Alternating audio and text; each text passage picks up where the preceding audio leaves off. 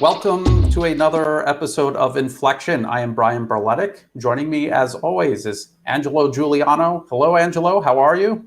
Hi, Brian. I'm always great. Nice to be back. Okay, great to have you.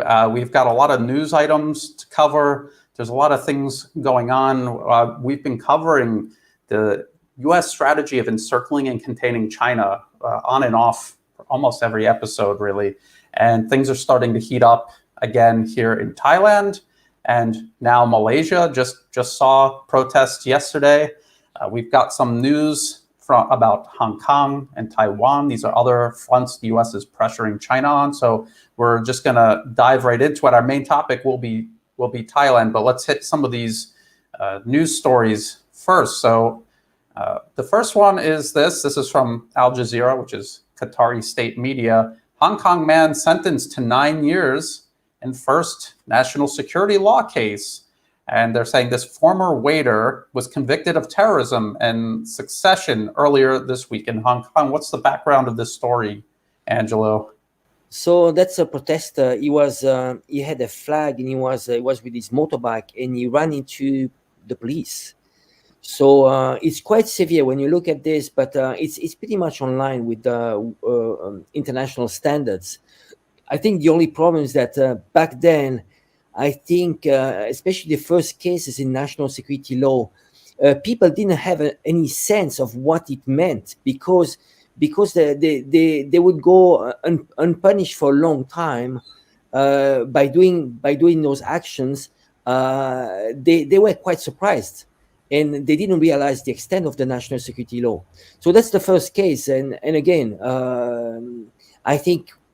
To when it comes to Thailand and other countries around China, they have the same problem. They need to get their national security law much stricter, and to protect their sovereignty.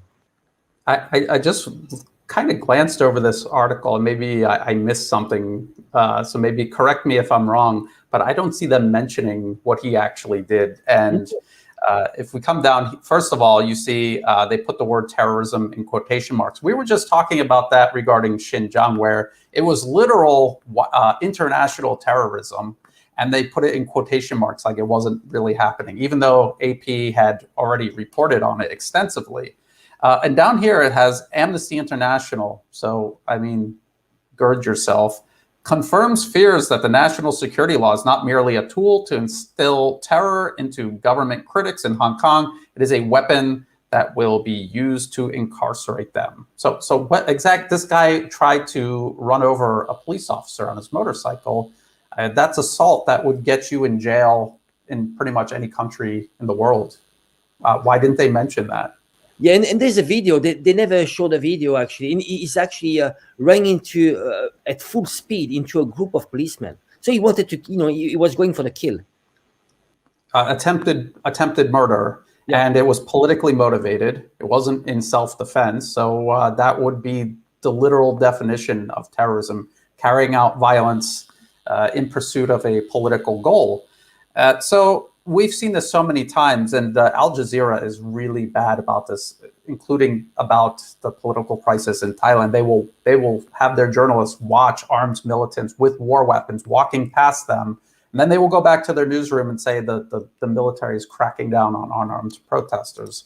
So that it's just shameless propaganda. I guess it's good to use this article because we can talk about what really happened, and we could show what the Western media, how they're going to report on this. So they're still going to use Hong Kong as a pressure point against China, even though the protests have kind of petered out. They're still going to use every opportunity to needle Beijing and China. Anything else about this case, Angelo? No, I think it's just the beginning of many trials related to the national security law, and also there's related to the riots. The only problem is that they should have done those trials much faster. Remember, in the UK, and they had some very big riots there, and they expedite the law there. I mean, I think a few weeks later, you had already people being going on trial. So at least you show people, okay, well, if you do this, this is what the risk you have when those people, now you have trials that are for actions of 2 years ago. 2 years is way too long. People should know the effect of their actions right away. Actually, that kind of reminds me. They had those protests in Washington D.C. at the Capitol building, and they were saying that was terrorism, that was sedition and treason. They brought in the army. I mean, remember, China was just like getting troops ready in Chinese territory. I mean, on the mainland, not in Hong Kong, and the West was flipping out over that. The U.S. actually sent troops to the Capitol. And it was nowhere near the level of violence that we saw in Hong Kong. Well, BLM was much more violent. Actually, a lot of people that were doing doing BLM, they didn't get convicted. It was much more violent. I like to call, the Capitol supposedly riots. It was just like sightseeing. I mean, if you saw, most of the people inside the Capitol, they're just sightseeing, respectful of the Capitol. While in Hong Kong, they looted completely the LegCo. They destroyed. I saw pictures. They destroyed it. Yeah. So it's just interesting how the West has this feigned outrage over what China is doing in regards to Hong Kong. And again, those protests were backed up one side and down the other by the U.S. government. All the protest leaders went to Washington, D.C. on multiple occasions before, during, and after the protests. And so they light these fires, and then they complain about China putting them out. And then meanwhile, they do exactly what they're accusing China of in fiction, in reality, back in the US or in the UK. And I have seen people in the Thai media show videos of like police in France clubbing protesters without mercy, like savagely beating them. And this is what the Thai protesters here, this is what they want. They want to be more like a Western country. They're complaining about the police here, who are much more restrained and patient, and have been for over a year now of these protests. So, we'll get into all that in just a moment. Let's go to the next two. There's like two articles here. Let's take a look. There's this one. Retired general says Taiwan's combat capabilities are close to none. And then this other one is retired Taiwan general tells military to overthrow DPP, surrender to China. And before we did the show, we were both watching these videos about U.S.-Chinese relations, and one of them was about Taiwan, and it was all American policymakers talking about China and Taiwan, and they were saying some pretty ridiculous things. But one thing that at least one person said was that Taiwan's military really isn't all that formidable. The idea of them, repelling an invasion from China, is not reality. What do you think is the significance of these two articles, Angelo? Well, it shows clearly the size. I mean, the spending of the military spending in Taiwan is close around 10-11 billion US dollar. In China, it's close to 300 billion. So we are talking about 25 to 30 times the size in terms of military spending. Besides that, there's one thing really important. I think Xi Jinping says it all the time. He says, Chinese don't fight Chinese. So they in my personal opinion, is that they will never attack Taiwan. What China wants to do is a de facto reunification. The de facto reunification happens when you have so many exchanges, trading, people between both places, the mainland and Taiwan, and it becomes slowly, gradually, a normal de facto reunification. So when you have Taiwan having 30 to 40% of its trade with China, it's a de facto reunification, and slowly there's an integration. And you cannot go against this. It's just natural. So what you see here is an old general, retired, and it's probably from the old generation that was actually respecting this idea of reunification. Now you have the DPP of Taiwan, the president Tsai Ing-wen. She's backed by the US, so we don't know her position. Is she a pawn? Is she a pawn or hostage? She's doing this just for political gains. And again, it takes one generation to brainwash brainwash a whole nation of denying their own roots and history. So that's the problem. And you have now so much meddling to Taiwan. They've been brainwashing. They have their hands everywhere. So I think what this general is saying is that, well, if one day we are attacked by the mainland, we should lay down our arms, because we're not going to win, and we are going against the nature of what Taiwan is. Taiwan was always part of China, and we need to go back to history. During the Civil War, the Kuomintang went to Taiwan, and actually they massacred thousands of local people. This is hidden history for 20, 30 years. We never talked about this, and it's in the Constitution. Taiwan, it's part of China. So I believe they will never fight each other. They won't. China will just, time is in favor of China. So every single year that passes, China is getting stronger, and it will be a natural reunification, because Taiwan will be more and more isolated. There's only a few islands that recognize Taiwan, right? Oh, yes. I mean, even officially, the United States doesn't even recognize Taiwan as a country. They don't officially have an embassy in Taiwan. What's interesting is the U.S. officially recognizes the one China policy, but when you hear them talking about it together, like in the video that I shared with you from what was it? It was the U.S. It was the National Committee on U.S.-China Relations, something like that. And when they're talking about the one China policy, they're openly admitting that they don't really respect it, that when they deal with Beijing, they do it in bad faith. And these are videos that surely people in China are watching and learning from, and they're understanding that they're understanding that the U.S. is not a reliable partner, and you cannot negotiate in good faith with them. And I like what you said about the prospect of invasion. And I think this is just something the U.S. likes to talk about to justify. It's just another fire they're trying to light so that they could justify keeping their military in the region. But it's going to be integration, not invasion. It's already happening. And people should think about it. Say Taiwan did somehow gain independence, then what would they do?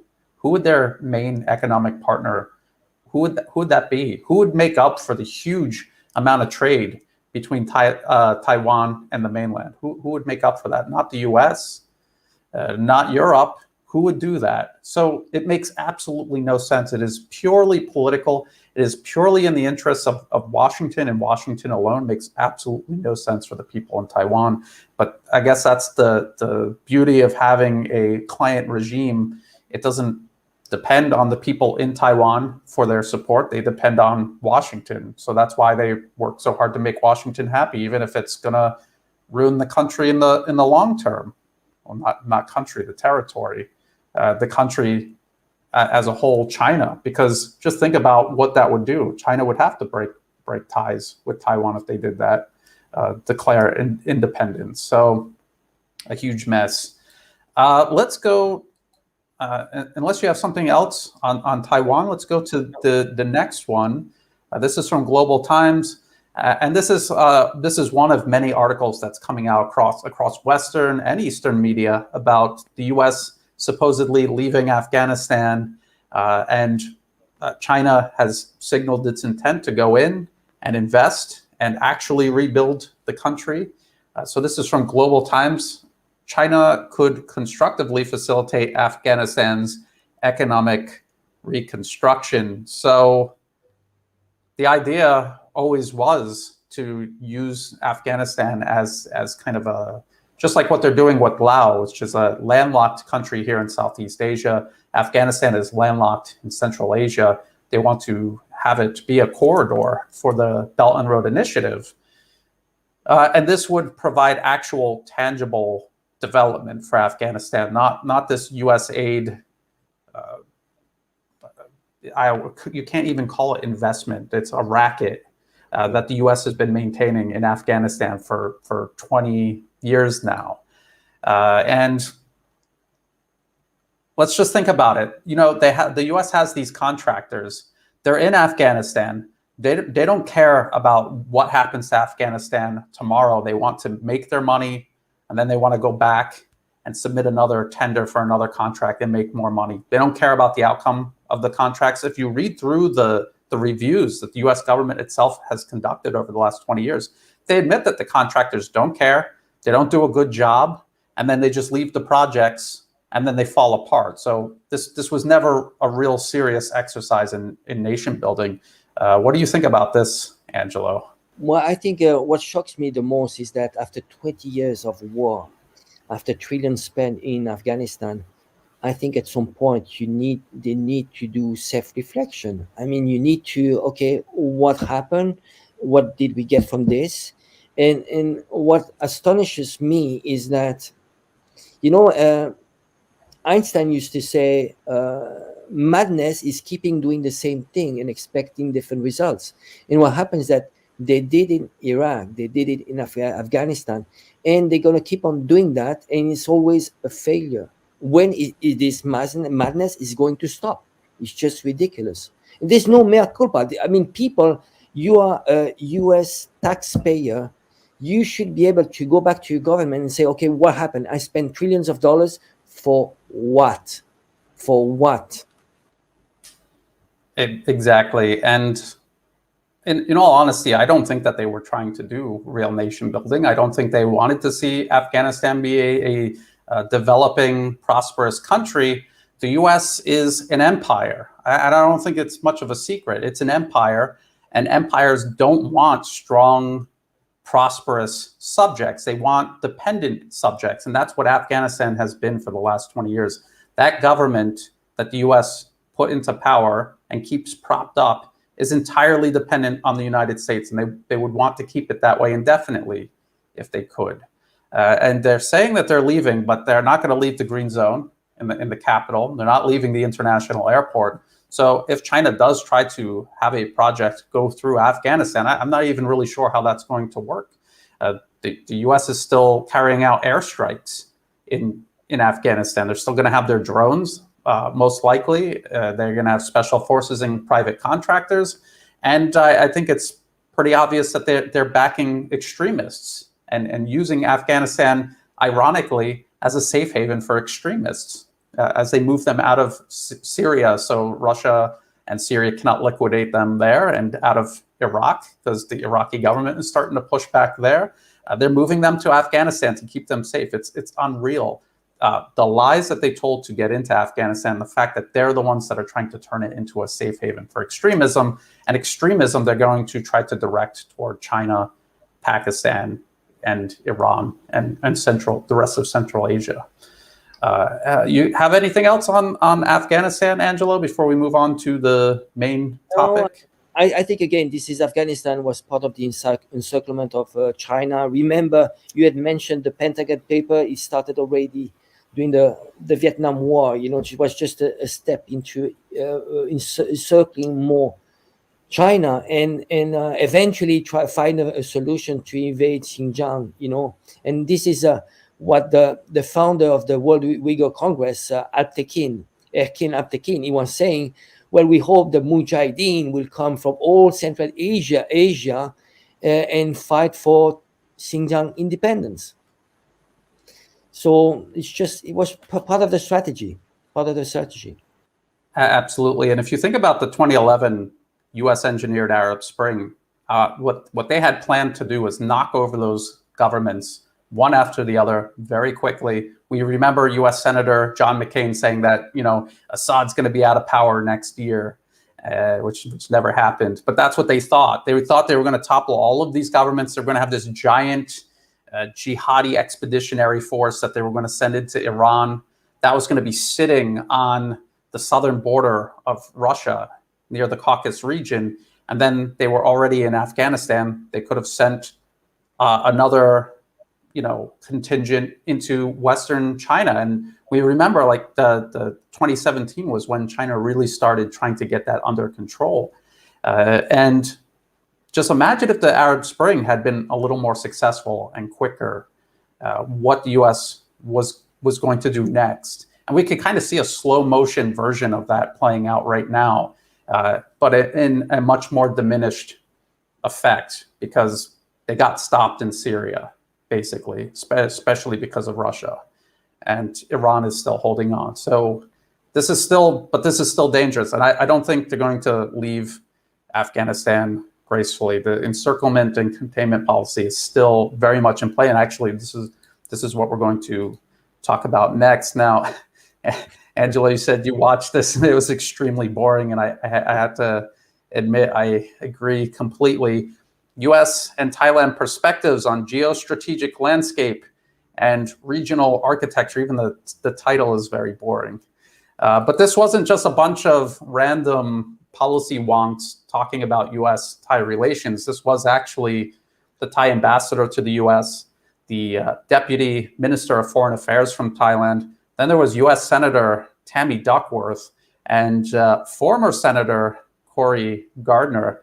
I could have sworn I saw him in a congressional hearing about US-Chinese relations, and he is rabidly anti-China, and he has every single manufactured lie about China just loaded up and ready to go. And now he's a board member at Michael Best Strategies. And I know this is a little off topic, but I think it's important to explain. This is why people in Washington don't care about what Americans think or what is in their best interest. Because once they're done in Congress, they have these cushy jobs at these consultant firms and these think tanks. And the board of directors of these corporations to go to, they don't need the American people's support. As soon as they're voted into office and they start doing the bidding of these corporations, their whole retirement is already planned for them. So that's just something to keep in mind when they talk. They're not reflecting the best interests of the American people. They're representing less than 1% of the U.S. That's in Washington and on Wall Street. There was also Dr. Dam Sukhantasab. He wasn't really a diplomat. He's from the Institute of Diplomacy and International Studies here in Thailand at Rangsit University. Did you catch what he said, Angelo? I'm going to... Maybe if you can remind me. Okay, well, first, I mean, to be honest, I was half asleep. I was just actually, the US side was not that hawkish. I was expecting them to be much more hawkish, like to be more aggressive, especially when it came to China. And it seemed like they knew that it wouldn't work on the other side. The Thai side wouldn't take it. So it was just boring. I felt half asleep. Yes, so that's the interesting thing. So let's just talk about the U.S. side first, and I will put in the video clips very abbreviated of the key quotes. But U.S. Senator Tammy Duckworth and also Cory Gardner, they both said almost the exact same thing, and they're talking about this big threat in the region to security and freedom of navigation. And as the United States said at the last Shangri-La dialogue that actually happened, and I was there a couple of years ago, and I quote, "Perhaps the greatest long-term threat to the interests of states across this region comes from actors who seek to undermine rather than uphold the rules-based order, trying to exploit others economically and diplomatically and coerce them militarily. These actors destabilize the region towards their own exclusive advantage. And America will not support that." Perhaps aggressiveness and claims in trade lanes that are challenged regionally.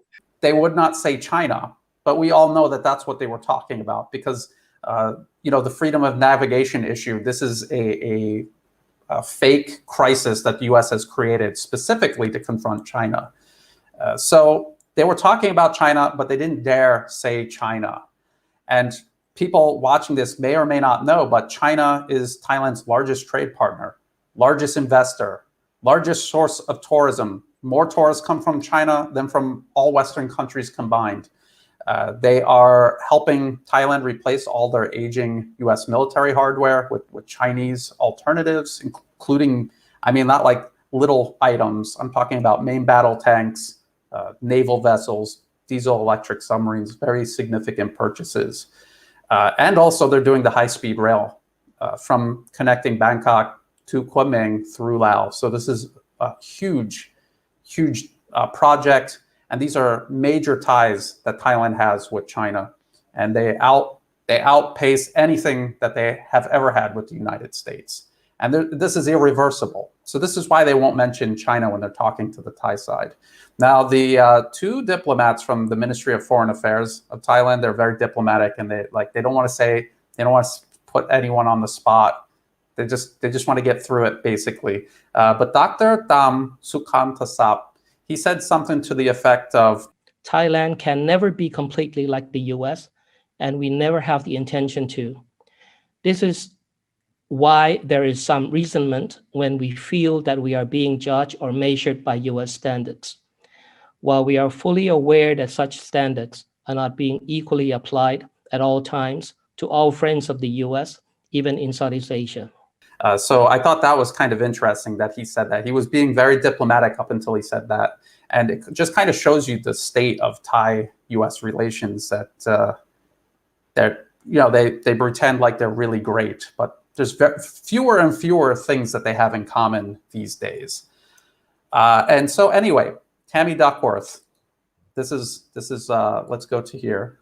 Tammy Duckworth, this is from the U.S. Senate Committee on Foreign Relations. Guess what this is? This is Menendez, Durbin, colleagues, including Tammy Duckworth, introduced Senate resolution in support of Thailand's pro-democracy movement. So this is a U.S., this is a Senate resolution openly backing the violent mobs trying to overthrow the government here in Thailand. This is what the U.S.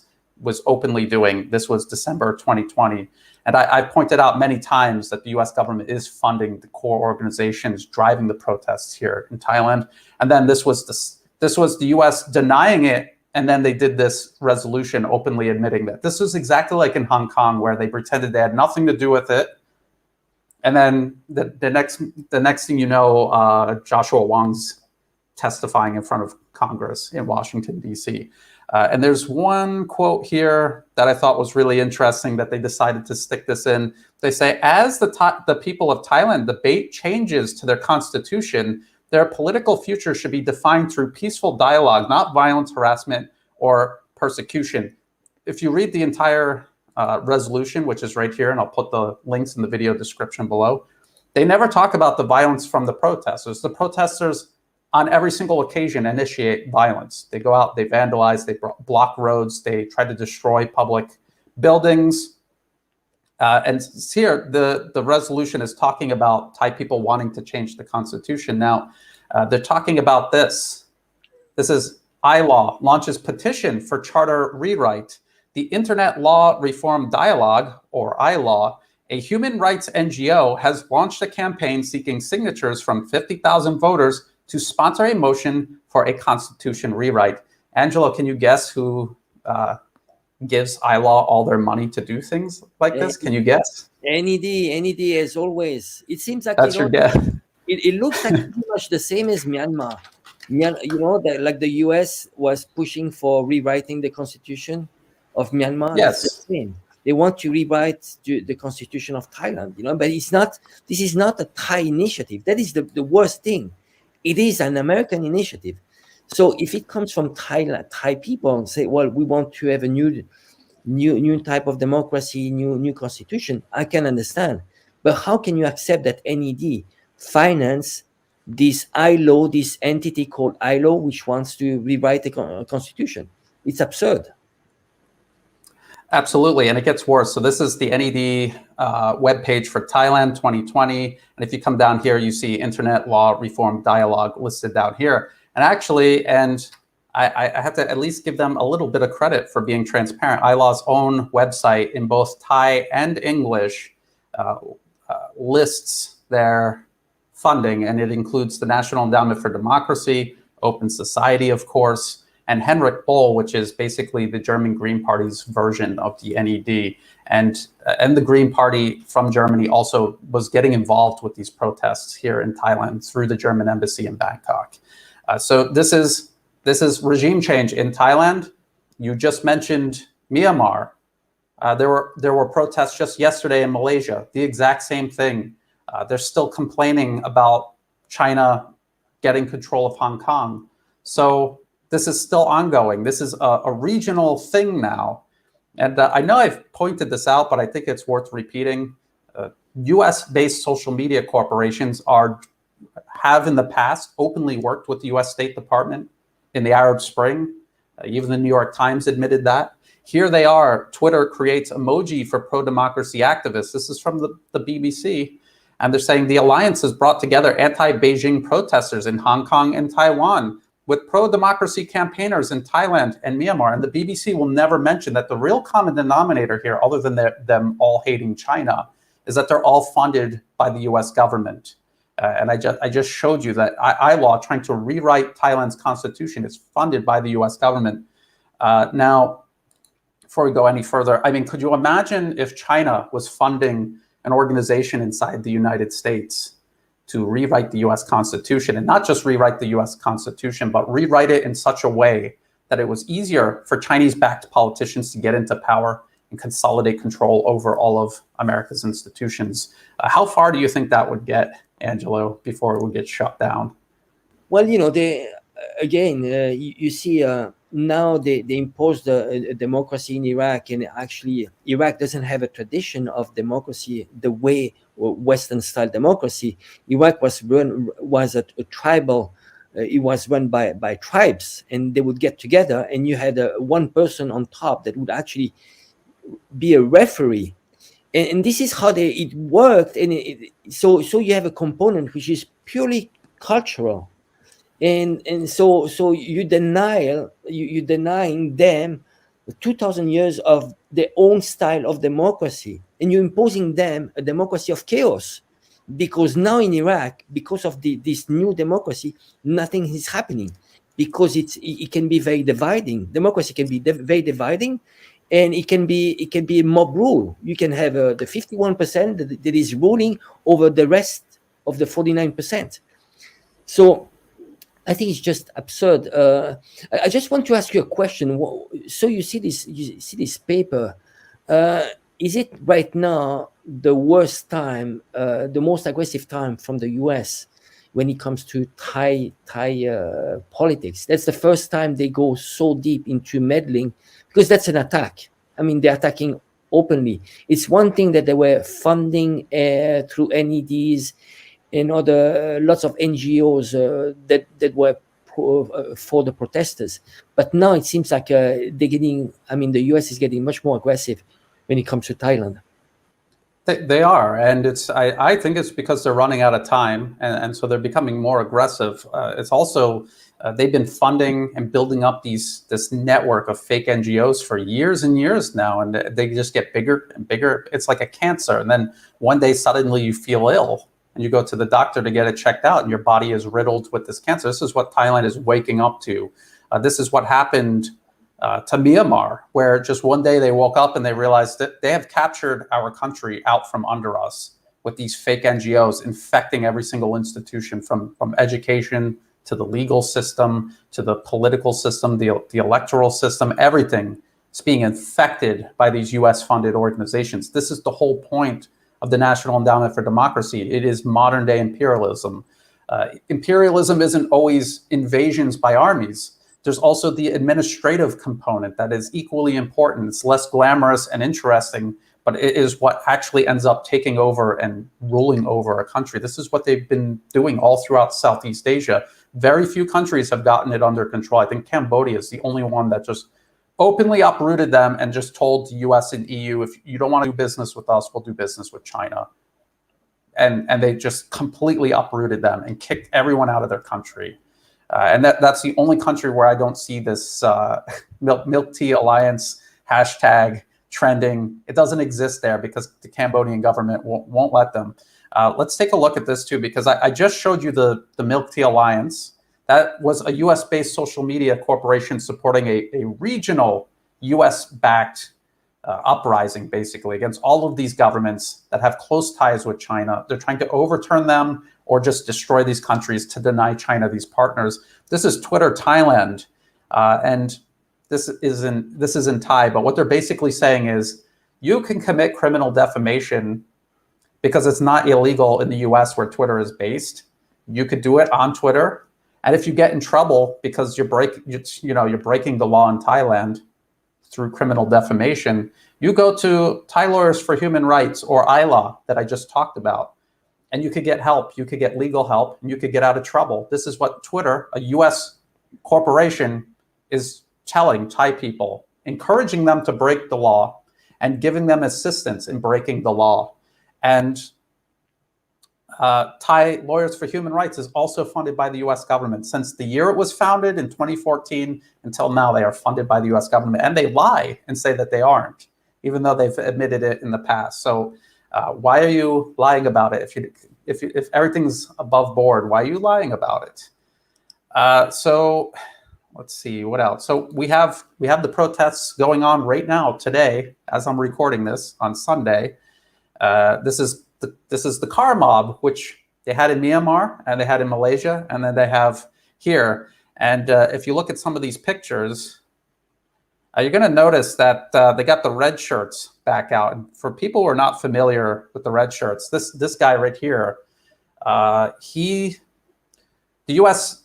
has in every country a client regime they want to put into power. So in Thailand, they want this billionaire Thaksin Shinawatra, or now they've got this other billionaire, Thanathorn Juangroongruangkit. They want to put them into power. These two billionaires are working together. And this guy right here was one of the street leaders of the so-called red shirts. They're the ones who burned Bangkok down in 2010 and brought in militants armed with war weapons. And it led to violence that killed 100 people, around 100 people. And now he's back in the streets. And this area that he's in is actually where they were burning the buildings down. So this is going on right now in Thailand. It looks like a lot of people, but it's not. These protests are very unpopular. And they're using COVID. And they're using COVID in Malaysia, and they're using COVID in Myanmar. You can see it's like mostly motorcycles and cars. It just looks like a lot because they're all packed together like that in the street. They're using COVID, so they're trying to sensationalize everything. It's almost as if they're rooting for the country to collapse so that they could get either Thaksin Shinawatra or Thanathorn Juangroongruangkit into power. I got some more stuff, Angelo, but you want to jump in with anything? Yeah, I see a similarity here. So the red shirt is a movement. They call itself a socialist, which is very far from being socialist. It's not at all. Yeah. A billionaire is behind this, and he's an ex-Carlyle, a very good friend of George Soros, and his aim was to sell state-owned assets, just to sell off the country. So and he did. He sorry to interrupt you, but he privatized PTT, which was the National Petroleum Concern. Go ahead, Angelo. I just wanted to put that in there. Yeah, good point. So Hong Kong is pretty much the same. They present themselves as being socialist, working for the poor and so on. But behind them are the tycoons. These old generations of tycoons, very rich Hong Kongese, that actually they're making money out of rents, meaning, when you have a monopoly and and that's how they're making their money. And they're just afraid of changes, because once there will be the handover, there will be reforms, and they won't be able to make as much money as they do. So you see how those billionaires are creating those movements, so-called socialist movements, and which are actually far from being socialist. And this is why lots of leftists, they don't have any clue. And sometimes it can be, sometimes it can be very counterintuitive. If you follow mainstream media and you say, okay, red shirts and socialists, and there's a king, and you don't know about the history of Thailand, while in reality, when you dig a bit more, you realize, well, the king has limited power. He's a referee. Is the one that maintains the cohesion, the unity of the country. That's how we should see it. And then those socialist movements are not socialists. They're run by the elites, the rich ones, and they are the useful idiots. Yeah, exactly. And let me just share my screen. I've got this article that I wrote. This was from 2020, and it's the complete guide, U.S. government role in Thailand's student protests, because they've gone through some rebranding. So they were the red shirt, people power, socialist, worker, farmer, and then nobody bought that, so they changed it over to student, and now they're like just mashing it together because they can't get enough people in the street, so they're just mixing everyone together now.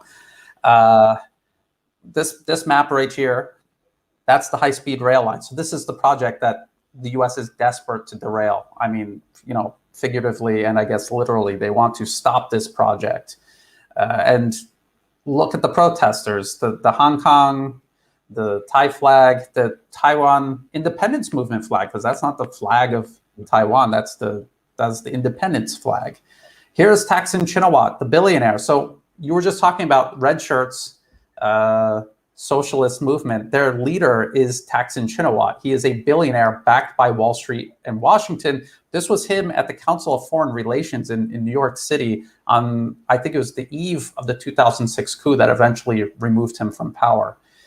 This is Thanathorn Juangroongruangkit. This was him going to the police station. And guess who are all these guys? These are all the Western embassy staff.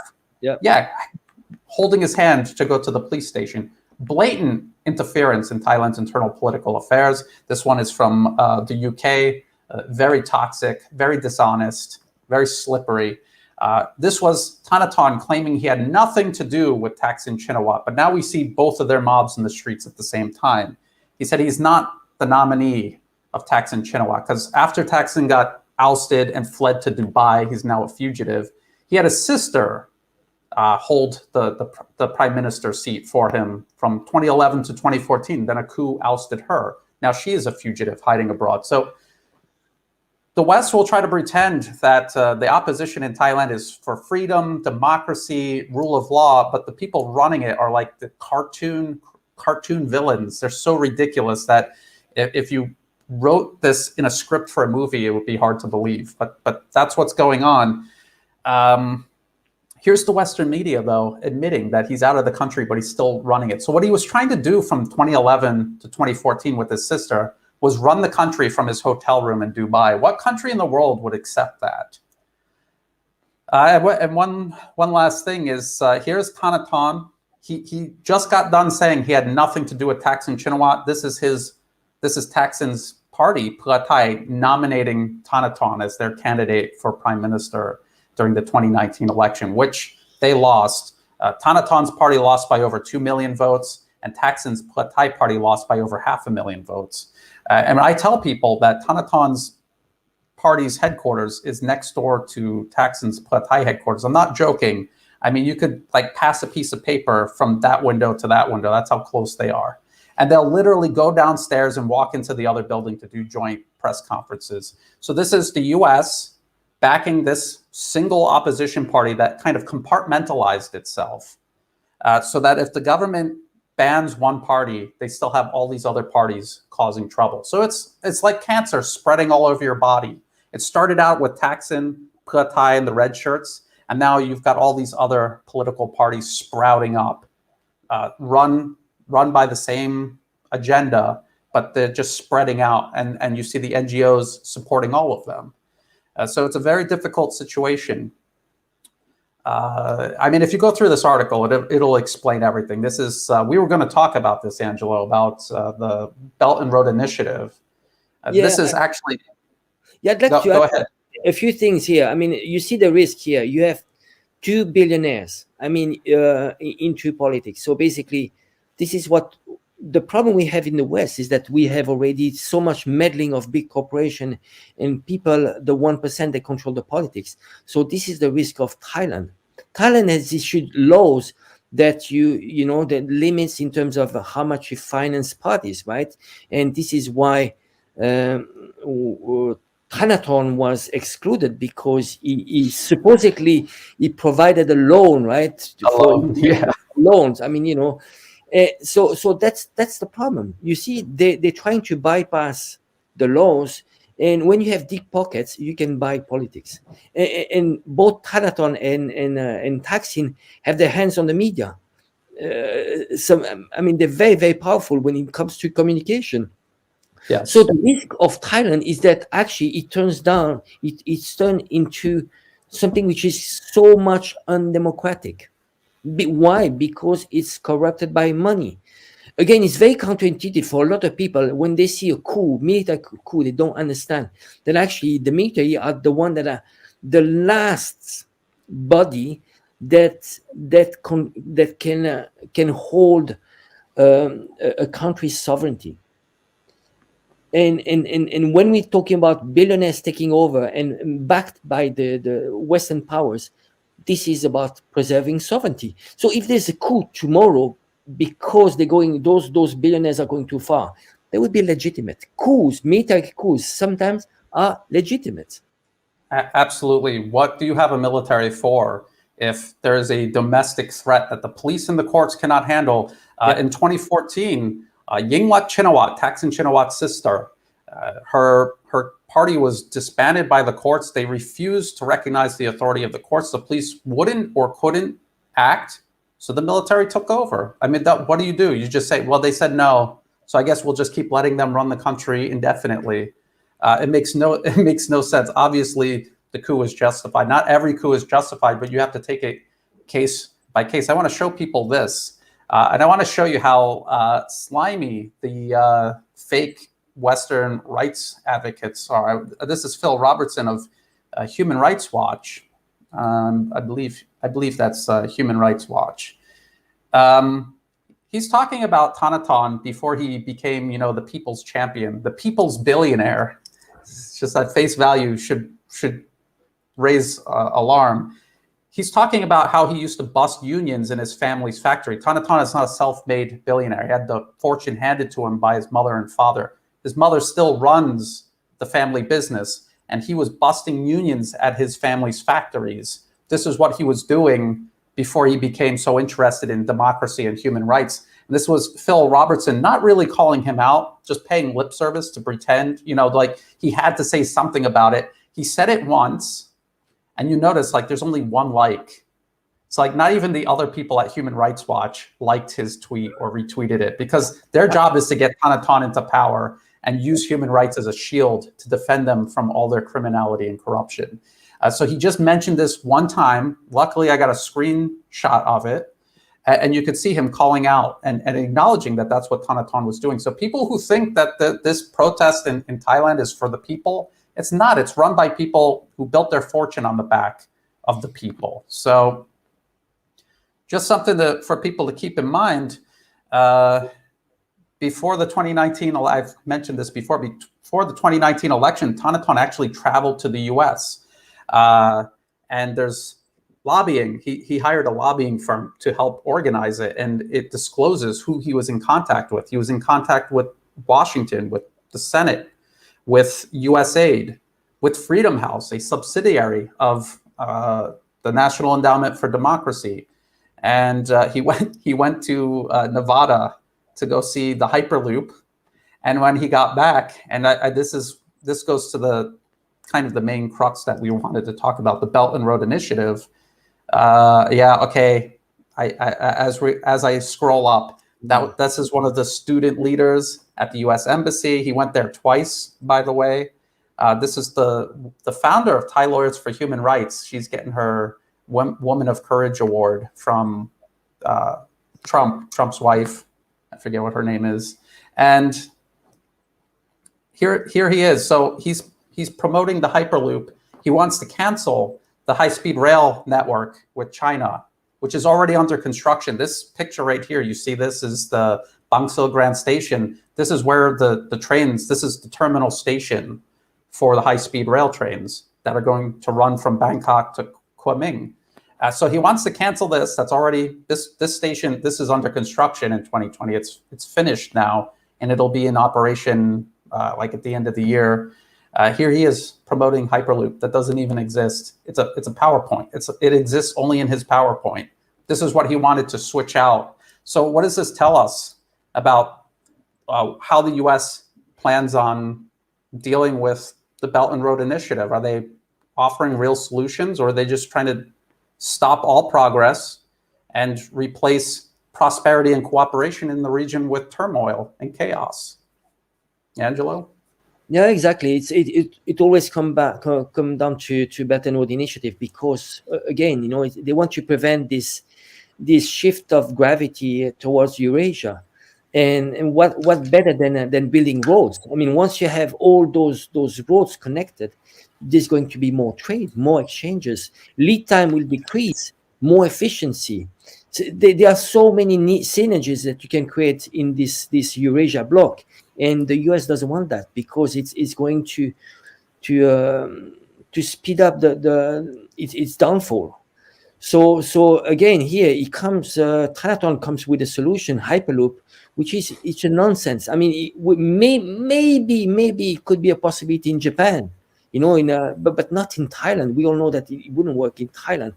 So, and he probably knows it, but it's just because he wants to block the Belt and Road Initiative, and it's such a shame. Such a shame, because Let's it's working against his country. There were also he was also very vocal, and his whole party is very vocal about canceling all arms deals with China, and again, it's just to cut ties with China. That's the only reason they're talking about doing that. And I just want to remind people, this is the situation. So where did Thailand export to in 2019? And this is 2019. So we see China and the US kind of close, but as you always point out, Angelo, you have to add in Hong Kong. And you can see the majority of Thailand's exports are actually in Asia. And then as far as imports, it's no contest, China versus the US. And then if you go back to say, like right before Thaksin Shinawatra got into power, like in 2001, well, let's just go to 2000. You could see, where is China? China is here. And the US and Japan dominated trade with Thailand. So, oops, that's got to be the partners. Exports, same story. This is in the year 2000, right before Thaksin got into power as prime minister. So we could see how things have changed from then to now, how much it has changed in favor of China. These ties just continue to grow. This is what the US is trying to do. They're trying to freeze it here if they can, maybe roll it back if possible. And if not, they will just destroy everything, like what they're doing in Myanmar right now. And we have to worry about it because they're doing the same thing in Malaysia. It looks like they're trying to get protests going in Malaysia. And the risk, and I've talked about this since the Arab Spring started, I said they want to do this in Asia. And now they're clearly doing it. I don't know if it's going to gain complete traction, but you could see it starting up. It's really dangerous. People have to understand this has nothing to do with democracy or human rights. If you look at each government, Myanmar, Thailand, Malaysia, completely different governments, but the protests are almost identical. And then, of course, the protests in Hong Kong. The protests are all identical. They all openly coordinate with each other and cooperate with each other. It's very clear that it's orchestrated. Angelo, any other thoughts? Well, just always the same tactics. You see the way they dress, all in black. They have the same emojis, the same, like the three fingers, like Hunger Games, right? Yeah. It's just ridiculous. And they have one thing in common. They're all anti-Chinese. I mean, they could, let's say if they were trying to promote the new style of democracy, it's one thing. But when you have in common anti-Chinese, I remember, this Council English journalist. What's his name? Prawit. Yeah, Prawit. He was actually saying at some point, he was saying, in Thailand, we should stop eating Chinese food. We should eat hamburger and hot dogs. I'm like, what? I mean, it's so far from promoting human rights and democracy. It's just he exposed himself how much how much anti-Chinese he is. And when you look at history, there's so much history between Thailand and China. And actually, if you talk to most of Thai people, they all have 5, 10%, 25% of Chinese blood. And you cannot deny this, it's just because it's so close to China, and there are so many mixes, and it's just denying your own roots and wanting to be more, more Westerners than Westerners. I mean, Westerners eat Chinese food. You want to be even more Westerners than they are. It reminds me. Go ahead. It reminds me of Hong Kong. Those slaves. We say we say the slave of the house used to be the slave that used to worship his master, love his master more than his master loves himself. That's Pawit, exactly. Yeah, that's private. He worships. For him, it's like whenever he looks at himself on the mirror, he's white. He's a white American guy. He's not Thai. That's how what's funny is if you follow him on social media, I mean, he's so shameless about and almost childish, where he doesn't even understand how any objective person observing him is going to figure him out in a second. He'll get an invitation from like the US Embassy, and he'll put it on the desk, and he'll take his tie off and roll it up. Like, he'll set it up like a photo op and his expensive pen, and he'll take a picture and then he'll post it on Twitter. He's so proud. And a guy like that, that's why the US invites people like him to the embassy. They know he's insecure, he's petty, and this is how he builds up his sense of self-worth, which is kind of sad, actually, when you think about it. And they know if they invite him, he will do anything to get an invitation again, including just completely gutting his own country. Because it's beyond just stupid comments like what you said about eating hamburgers and not Chinese food.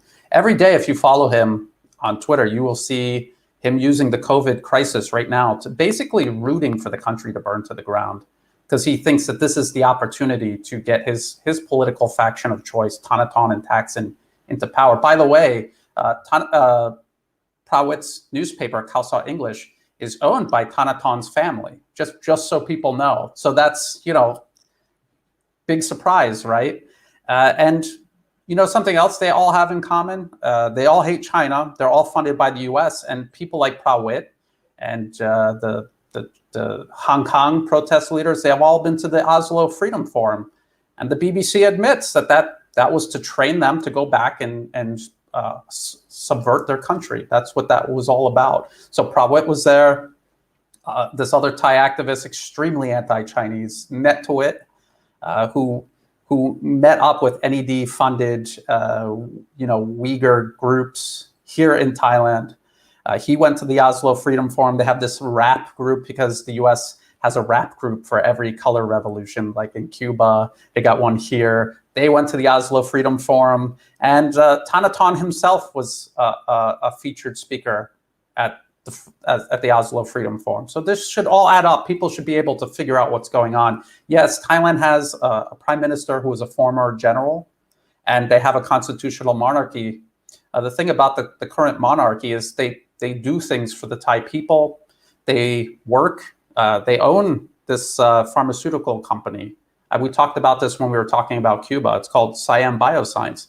They cooperate with Cuba on making Thailand more pharmaceutically independent, so they don't depend on the West and their rackets. These are not the things that a fascist right-wing regime would do. This is, you couldn't say it's socialist or communist superficially, but they do stuff that's more progressive than you'll see in a lot of Western countries. So I don't know, people should just stop with the labels and the superficial treatment and look deeper and follow the money. If you follow the money, I mean, these are so easy to figure out. The NED is listing the organizations on their website. One last thing. I mean, about the protests in Malaysia, did I show people this already or not? No. Or did I show you before the show? Yeah, you showed me before, but so this is dressed in black, and is pretending to hold a corpse. Well, exactly. This whole show is just photo operation. They need to create some content, and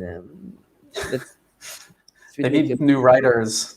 They need to, they have to refresh it for season 2. This is Milk Tea Alliance. This is the official hashtag. This is what they're using for their protest. If you go through here, and I pointed this out, they got the helmets, the plastic construction helmet, which the protesters in Hong Kong popularized. And I pointed out how Anwar Ibrahim is the proxy of choice for Malaysia. This is NED 2007 Democracy Award. If you zoom in, that's Karl Gershman, the president of the NED.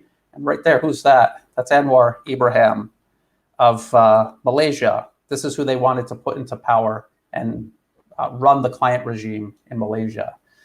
So this is the guy that's trying to get into power. I think we featured this in a previous episode.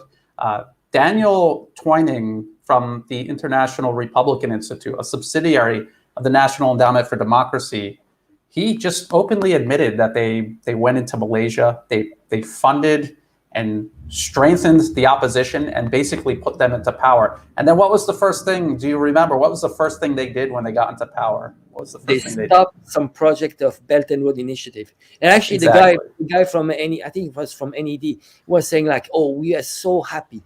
We put money into their political party for so long.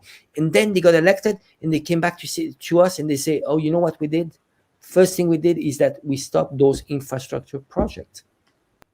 I mean, who does that benefit? That doesn't benefit anyone except for Washington.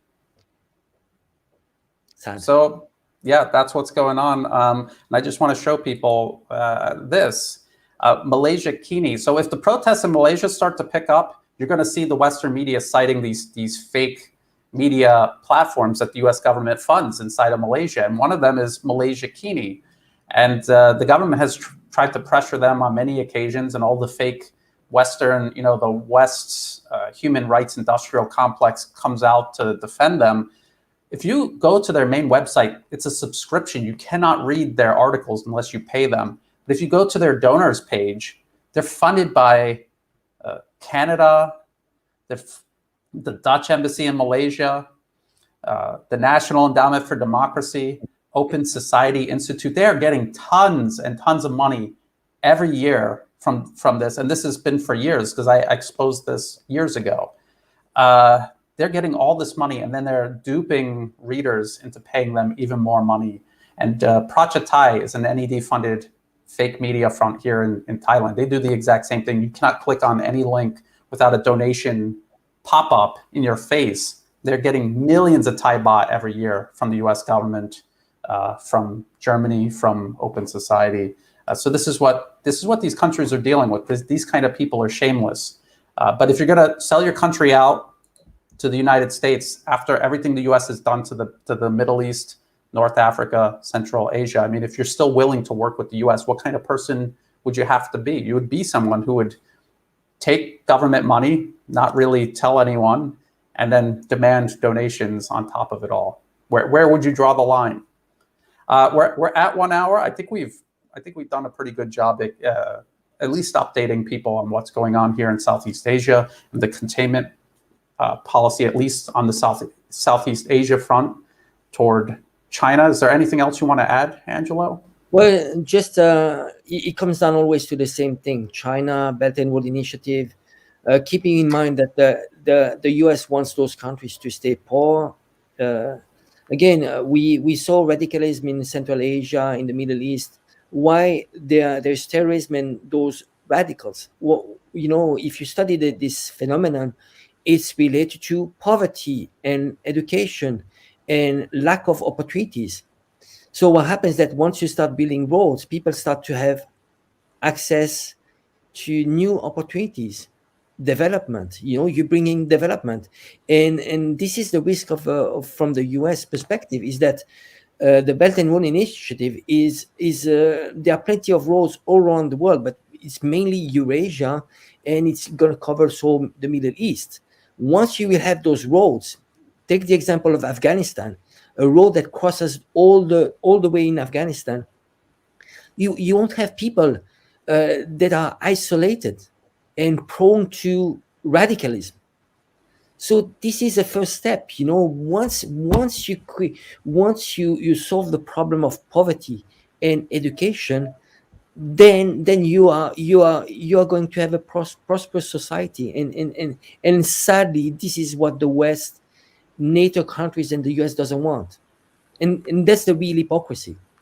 And freedom and democracy has nothing to do. There's nothing to do. Actually, the real human rights are fulfilled whenever you bring those basic needs, which are food, education, access to opportunities, and so on. Exactly. And actually, that's probably the most important point. You just made it about stopping development. This is what the U.S. is doing everywhere. And I pointed out that when we were talking about Baluchistan in southwest Pakistan, the Baluchi independence movement, they complained to the Khan of Kalat. They said, look, China's coming with the Belt and Road Initiative. If once they get that done, it's over. Now, China is coming with 46 or now nearly $60 billion to Baluchistan. It is changing the whole scenario. Especially, it's posing not only the identity of Baluch people, but the interest of India and the West. Have you tried telling the Indians and the Western people, especially United States and Great Britain, that if you allow that project to proceed, then it will be too late to change the equation, and then not only the Baluch are the victims, you are the loser as well. Because they know that it's going to alleviate all of the grievances that the people there have, because it's a remote area and they don't have infrastructure, but China is bringing the infrastructure. And once they do that, the separatist movement is done, because who's going to want to go and blow themselves up at a hotel to try to kill the Chinese ambassador if they've got roads and electricity and jobs and opportunities? Just like you said, these are the real human rights people are entitled to. The West is going out of their way to deny people this. They're doing the same thing in Malaysia, or yes, in Malaysia also, but Myanmar, where they're just torching the whole country. They want to keep those ethnic groups isolated. They don't want roads built to those people. If they are connected and they have economic opportunity, they put their weapons down and they start building the country together. This is the last thing an empire wants. But this is what China wants. They want these peoples to move forward. They move forward, China has more opportunity to move forward. And then in Thailand, Thanathorn, talking about Hyperloop to replace high-speed rail that moves billions of people in China every year. He wants the Hyperloop, which exists only in his PowerPoint slides. That he doesn't even know what he's talking about. It's just China bad, anything else better. That's how his mind works. And this is what the U.S. is sponsoring everywhere. So people really need to tune in to what this is really about and ignore these ideological smokescreens that the West creates and hides this singular agenda behind. It's an empire. We were just talking about Afghanistan. That's why Afghanistan was never actually rebuilt by the U.S. They don't want it. They don't want to develop Afghanistan. They want it to be poor. So they have an excuse to lord over it indefinitely. So I think we covered a lot of ground. Angelo, again, we're like right on the 1 hour button. Pretty another good. great one. Another great one. Always a pleasure, Brian. Always a pleasure. Yes, thank you, Angelo, for joining me. Your expertise is always greatly appreciated. To everyone watching, thank you for tuning in. Check the video description for all of the links of everything we've talked about. They're going to be in the video description below. There's also contact details where you can follow Angelo on social media. I'm not allowed on social media. I'm banned. I'm only on YouTube. And I got my Patreon down there if people want to support my work. Again, thank you everyone for watching, and until next week, bye for now.